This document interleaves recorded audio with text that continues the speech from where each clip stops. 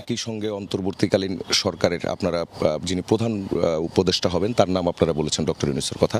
এছাড়াও এর পরে আপনাদের আসলে কি প্ল্যান, সরকারটা কেমন হতে পারে? এদিকে আবার সময়ও চলে যাচ্ছে, আমরা একদমই সরকারবিহীন একটা অবস্থার মধ্যে আছি, কি ভাবছেন? হ্যাঁ, দেখুন, আমরা বিশ্বাস করি যে এই মুহূর্তে বা গতকালকে সেই দুপুরের পর থেকে আজকে দুপুর পর্যন্ত বাংলাদেশের যে অবস্থাটি যাচ্ছে এটি একটি অপ্রত্যাশিত অবস্থা, কিন্তু এখানে বাংলাদেশের একটি ট্রানজিশন পিরিয়ড চলছে।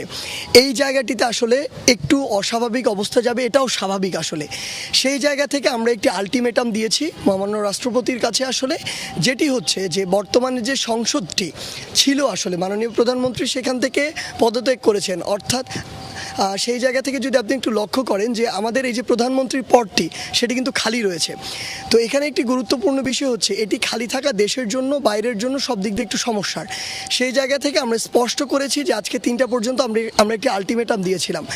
এর মধ্যে আসলে ওই সংসদটিকে বিলুপ্ত করতে হবে। কেন বিলুপ্ত করতে হবে? কারণ আমরা যে বর্তমানে একটি অন্তর্বর্তীকালীন একটি সরকার দিতে চাই, সেই সরকারটি দেওয়ার জন্য সেটি আমার বিলুপ্ত করা প্রয়োজন। সেটি যদি বিলুপ্তটি না করা হয় তাহলে যে জিনিসটি হবে যে এখানে অসংখ্য চক্রান্ত হচ্ছে, এখন আসলে দেশের ভিতরে হচ্ছে, দেশের বাইরে থেকে হচ্ছে। এই চক্রান্তের ফলে যদি মহামান্য রাষ্ট্রপতির মাধ্যমে আবার কোনো একজন সংসদ সদস্যকে প্রধানমন্ত্রী করে ফেলা হয়, তাহলে কিন্তু আমরা যে ফ্যাসিস্ট যে ব্যবস্থা, স্বৈরাচারের যে ব্যবস্থা যেটি আমরা উৎখাত করেছিলাম প্রাথমিকভাবে, সেটি আবার হতে পারে, পুনর্বহাল হতে পারে আবার।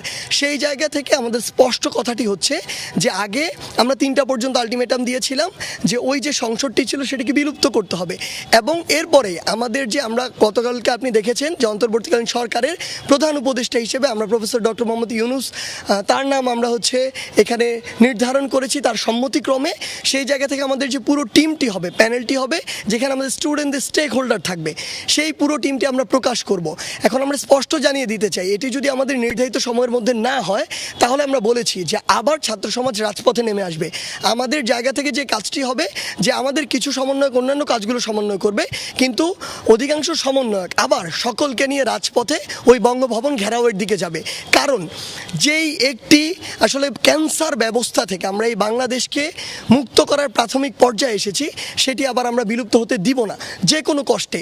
আমরা গতকালকে যেমন পুরো বাংলাদেশ থেকে ঢাকা শহরে লক্ষ লক্ষ মানুষ নেমে এসেছিল, প্রয়োজন যদি পড়ে আবার লক্ষ লক্ষ মানুষ ঢাকা শহরে নামবে।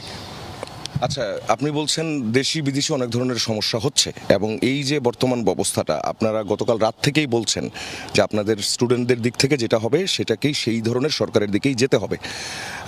এখন পর্যন্ত কি এখন আসলে অথরিটির জায়গায় যারা আছেন অথবা যারা দেখছেন তাদের দিক থেকে কোনো যোগাযোগ হয়েছে কিনা, নাকি শুধু আমরা গণমাধ্যমের মাধ্যমেই জানতে পারছি বিষয়গুলো? না, দেখুন, যোগাযোগ হয়েছে, তারা বিভিন্নভাবে যোগাযোগ করার চেষ্টা করছে, কিন্তু আমরা অ্যাকচুয়ালি একটি পদ্ধতিগতভাবে অফিসিয়ালি যাব। আমরা ব্যাকডোরের কোনো গল্প আলোচনায় যেতে চাই না।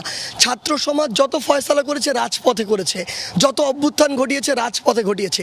সেই জায়গায় যা কিছু হবে অফিসিয়ালি হবে। আমাদেরকে যদি মহামান্য রাষ্ট্রপতি ডেকে বলেন যে আপনারা আপনাদের অন্তর্বর্তীকালের সরকার প্রস্তাব করুন, তার আগে আমরাও তাকে ওপেনলি, যেই মাধ্যমে হোক ওপেনলি তাকে বলা হয়েছে যে তাহলে সংসদটি বিলুপ্ত করতে হবে। অর্থাৎ ইভেন আমরা দেখছি যে বিভিন্নভাবে সেনাবাহিনীর কথা এখানে আসছে, সেই জায়গায় থেকেও যদি আমাদের কোনো প্রস্তাব আসে, আমরা বলেছি যে পদ্ধতিগতভাবে যেটি যাওয়ার, আপনি যদি ওই বিলুপ্ত করার জন্য মহামান্য রাষ্ট্রপতির সাথে কথা বলে সেটি করতে পারেন, তাহলে পরবর্তী অন্তর্বর্তীকালীন সরকার বা কী কী পদক্ষেপ হতে পারে, কত দ্রুত নির্বাচন হতে পারে, কত সময় লাগতে পারে, কিংবা সংবিধানের কোনো অংশগুলো সংশোধন করার প্রয়োজন রয়েছে কিনা, কিংবা এই যে বাংলাদেশের নির্বাচন কমিশনের প্রতি পুরো বাংলাদেশের মানুষের একটি আস্থাহীনতা তৈরি হয়েছে, সেই আস্থাটি ফিরিয়ে আনার জন্য সেখানে কোনো পদ্ধতিগত কিংবা ব্যক্তির পরিবর্তনের প্রয়োজন আছে কিনা, সেই বিষয়গুলো নিয়ে আমাদের তখন আলোচনা হবে। তার আগে শর্ত আমাদের একটি, যে বর্তমান যে সংসদ সেটি বিলুপ্ত করতে হবে এবং আমরা আমাদের অন্তর্বর্তীকালীন যে সরকার সেটি প্রকাশ করব।